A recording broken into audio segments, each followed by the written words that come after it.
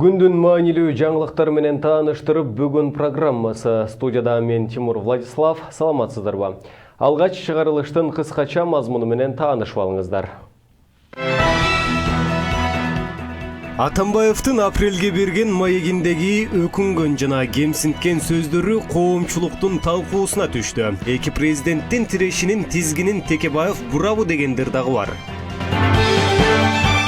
Экстер чогулуп саясий туткундардын маселесин кароону президентке сунушташты. Жээнбеков сунуш пикирлерди жазып алды. Аларды аткарабы? Депутат Абжалиевдин бир тууганы эң кирешелүү делген Альфа Телекомдун логистикалык бөлүмүн жетектөөгө келди. Жаңы кадрды коомчулук кандай кабыл алды?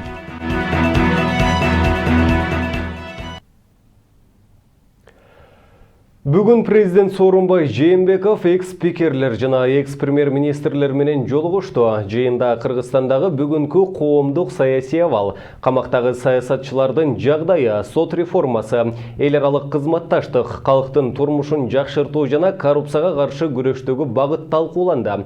Өлкө башчысы менен жолугушууга мурдагы төрага Өмүрбек Текебаев жана мурдагы өкмөт башчы Өмүрбек Бабанов гана келишкен жок. Текебаев учурда камакта, ал эми Бабанов шайлоодон кийин өлкөдөн чыгып кеткен бойдон келелек. Президенттин маалыматтык саясат бөлүмү тараткан кабарга ылайык, жыйында Жээнбеков Кыргызстандын саясий элита өкүлдөрү бирин-бири сыйлаганды жана укканды үйрөнүшү керек экендигин билдирди. Ошондой эле ал өлкөнү өнүктүрүүдө бийлик башында мурда иштегендердин дагы вазыйпасы бар экендигин айтты. Максатыбыздын эң бири ошо өлкөдөгү урматтуу, таасирдүү, саясий салмактуу адамдарды bir аянтчага чогулуп, сиздер менен ой пикир алмашайын, сиздердин ойлоруңуздарды угайын деген мына максат менен сиздерди чакырып атабыз. Убагында бардыңыздар өкмөттү, парламент жетектеп, бардыңыздардын программаңыздар болгон, ой максаттар болгон, көбү аткарылды, кээ бир убакыт жетпей аткарылбай калган дагы көп иштер бар. Айта турган мына сөзүңүздөр бар, ошону ал дедик. Жеңил пиардан алыспыз, пайдасыз, мамиле кереги жок, чыт чатактан алыс болобуз. Андайга көңүл да бурбойбуз, карабайбыз. Бирок сын пикир алышканга биз даярбыз. Мен деле өлкөдө бар жакшы деп айта албайм, антип айткандарга да ишенбейм. Өлкөдө проблемалар абдан көп. Аны биз чечишибиз керек. Ал проблемалардын көбүн билебиз. Бирок ошолордун дагы чыгуу жолдорун сиздерде мына угайында бүгүн мына чогулуп отурабыз. Сөзүндө айтып кетти, мына көчөгүнө Атамбаев өзүнүн сөзүндө Өмүрбек Текебаев жөнүндө ушу эланга соттолуп кеткенине күнөөн санап калганы угуп калды көчөгүнө. Ошо Текебаев окшогон башка ушу саясий маселелердин негизинде камакта турган Асанов, Бектур Асанов деп ушу аттарын айтып, ошолорду мыйзам чегинде дагы бир карап туруп көргөнгө көңүл уруп койсоңуз деп бул маселени көтөрдү. Баштаганда эле чогуу дегендерди.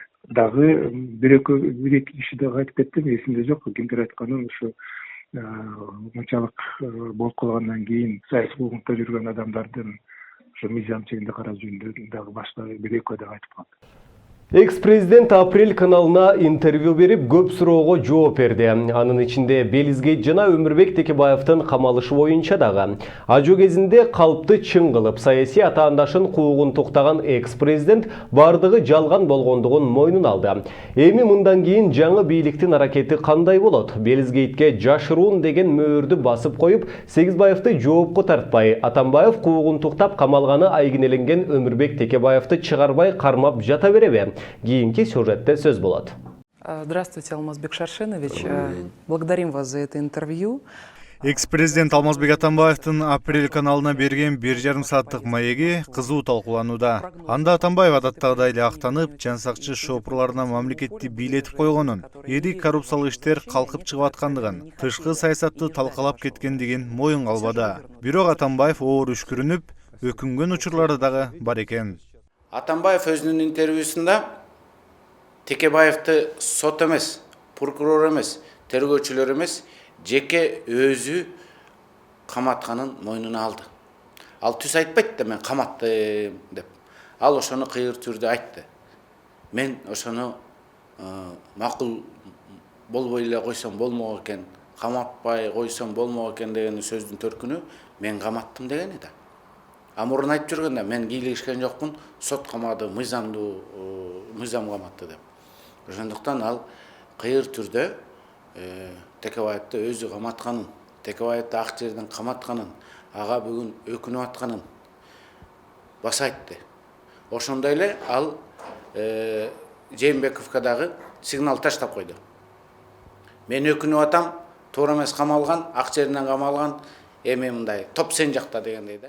Алмазбек Атамбаев каматпай эле койсом болмок экен деген сөзү үчүн башка мыйзамды сыйлаган өлкөдө жоопко тартылмактыгын эксперттер айтып чыгышты. Депутат Кожобек Рыспаев Атамбаев кечээки сөзү менен Текебаевдин иши саясий буйрук болгондугун далилдеди дейт. Президент болобу жана бөлөк бийлик бутагында болобу бул адамдын тагдыры менен ойнобош керек эч ким. Адамдын тагдыры, адамдын өмүрү бул аябай ушундай баасы жок нерсе да, бул деген чексиз нерсе. Анан адамды мен каматпай эле койсом болмок экен, таң көрү деп өкүнүп, значит, муну камаса болот, муну камаса болбойт, муну камап койгула, муну камабагыла дегендей ойлор туулуп атат да коомчулукта. Ушул Алмаз Шаршеновичтин көчөкү сөзүндө айтып атат. Мен ушуну каматпай деле койсом болмок экен, кийин кичине ойлонуп өкүнүп калдым дегендей кылып атпайбы. Мындай бул жерден да ойлоносуң. Анан кайта эле журналисттер суроо берип атат да. Сизге ошо бирөөлөр заказ кылган, анан сиз бирөөлөргө заказ кылып, ошо каматып, иш коскотуп деген сөздөрдү айтты эле. Кайта эле айтып атат, мен никогда бирөөнү заказ менен отургузгула, камабагыла деген сөздү айтып атат. Ушул эле жерден кайта айтып атат.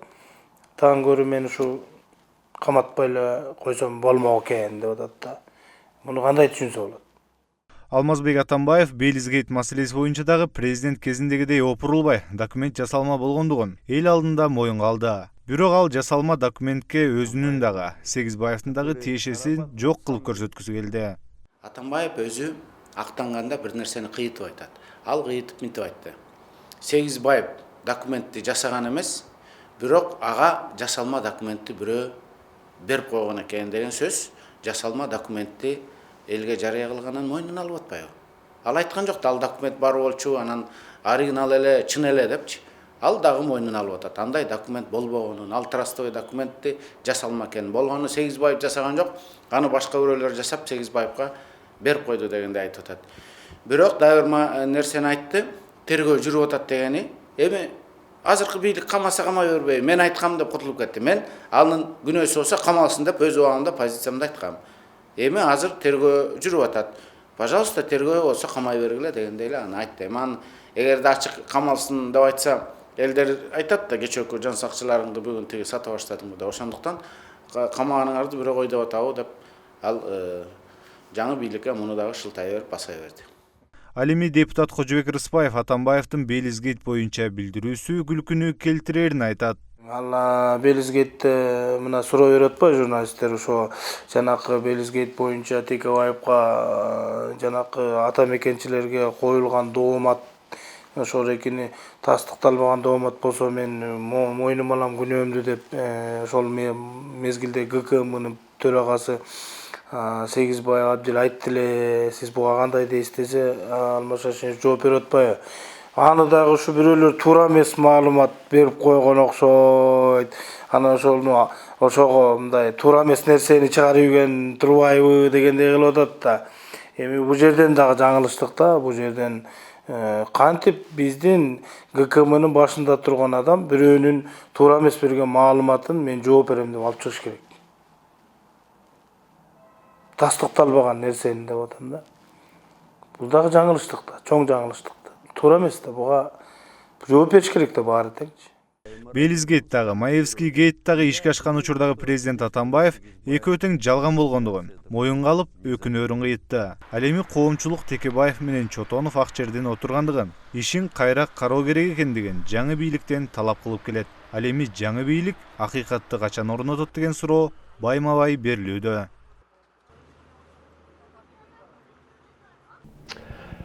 КСДП экс-президент Алмазбек Атамбаев менен иштөөнү каалабаган парламенттеги фракция мүчөлөрүнө партиядан чыгууну сунуш кылат. Бул тууралуу партия төрагасынын орун басары, жогорку кеңештин депутаты Ирина Карамушкина билдирди. Анын айтымында бөлүнүп жарылууга байланыштуу КСДПны мындан ары өнүктүрүүгө мүмкүн болбой калды. Фракциянын Иса Өмүркуловду катардан чыгаруу боюнча саясий кеңештин чечимин аткарбай койгону ажырымдын акыркы чеги болду. КСДП фракциясынын депутаттары партиянын шарапаты менен депутат болушту. Эл Иса Өмүркуловго, Дастан Бекешовго, Асылбек Жээнбековго же Ирина Карамушкинага добуш берген жок. Ошондуктан иштегиси келбегендер партиядан чыгышы керек. Анткени алар партияны өнүктүрүүгө тоскоол гана болушат, дейт Карамушкина. Эске салсак, 31-октябрда КСДПнын саясий кеңеши Иса Өмүркуловду партиядан чыгарган. Ошондой эле партиянын парламенттеги фракциясынын депутаттарына Өмүркуловду бул кызматтан алуу тууралуу сунуш киргизилген. Өмүркулов өзү бул чечимди легитимсиз деп келет. Мегаком соода маркасы катары белгилүү Альфа Телеком акционердик коомунун логистика бөлүмүнүн башчысы болуп депутат Алиарбек Абжалиевдин бир тууганы Ихтияр Абжалиев дайындалды. Бул тууралуу Абжалиев Азаттыкка бышыктады. Анын айтымында бир тууганы бажы кызматынын полковниги, экономист, буга чейин бул тармакта көп жыл иштеген. Депутат агасы эч кандай тааныш билиши жок, резюмесин жөнөтүп, мыйзамдуу түрдө ишке орношкондугун айтты. Ихтияр Абжалиев логистика бөлүмүн жетектей баштаган Альфа Телеком компаниясынын өкүлдөрү да кырасташты. Коомчулукта куда сөөктөрдү кызматка алып келүү башталды деп сындагандар чыгууда. Алиарбек Абжалиев президент Сооронбай Жээнбековдун кудасы, анын уулу Жээнбековдун кызына үйлөнгөн. Буга чейин Сооронбай Жээнбеков Абжалиев менен куда сөөк экендигин ырастаган, бирок анын мамлекеттик иштерге, кадр маселесине киришкени тууралуу сөздөрдү четке каккан. Ал эми Альфа Телеком акционердик коому Кыргызстандагы эң кирешелүү компания катары белгилүү. Маданият, маалымат жана туризм министрлигине караштуу туризм департаментинин директору болуп Максат Дамир уулу дайындалды. Бул тууралуу министрликтин басма сөз кызматы маалымдады. Жаңы жетекчи 33 жашта АКШда, Жапонияда билим алып, бир канча эл аралык жана жергиликтүү компанияларда иштеген. Департаменттин мурдагы жетекчиси Азамат Жаманкулов октябрда маданият, маалымат жана туризм министри болуп дайындалган.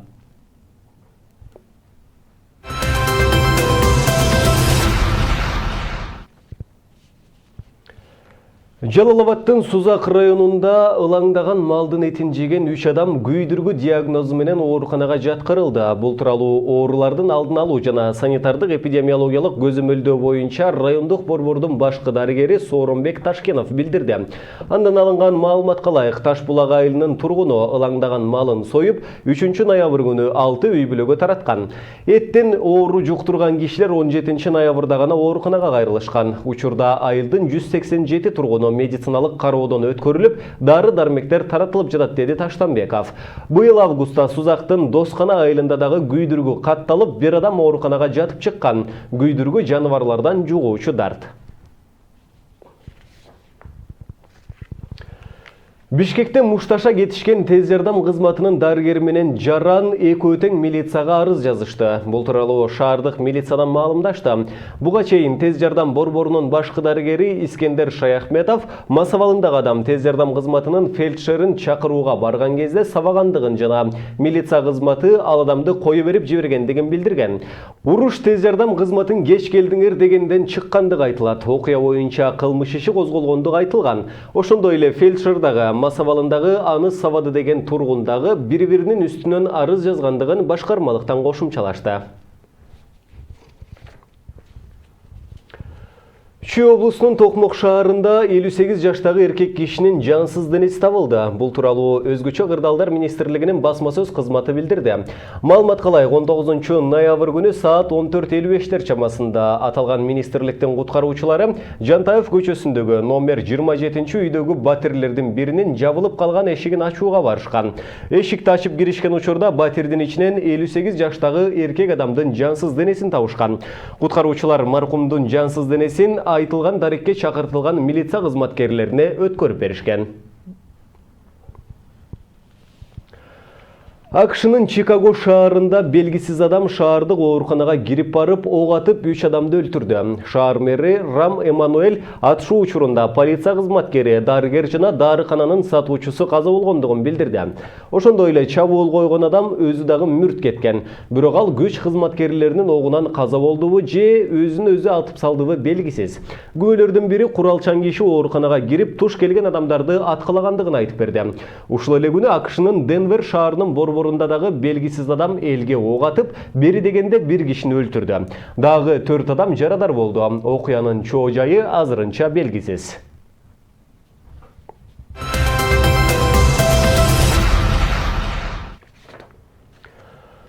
Шаардык кеңеш борбордун көчөлөрүнүн атын алмаштыруу маселесин карайт. Өнүгүү Прогресс фракциясынын депутаты Рыспай Аматов сессияда борбор каладагы көчөлөрдүн бирине Чыңгыз Айтматовдун ысымын берүү керектиги тууралуу демилгени көтөрдү. Анын пикиринде 1-Май районуна жазуучунун ысымы ыйгарылышы керек. Буга чейин Республика Ата журт фракциясынын депутаты Бактыбек Абдиев фракция Турдакун Усубалиевдин юбилейине байланыштуу шаардын көчөлөрүнүн бирине анын ысымын берүүнү көтөрүп чыккандыгын айтты. Ал эми Кыргызстан фракциясынын депутаты Кубанычбек Коңгантиев көчөлөрдүн атын өзгөртүүгө мораторий киргизилгендигин эскертти.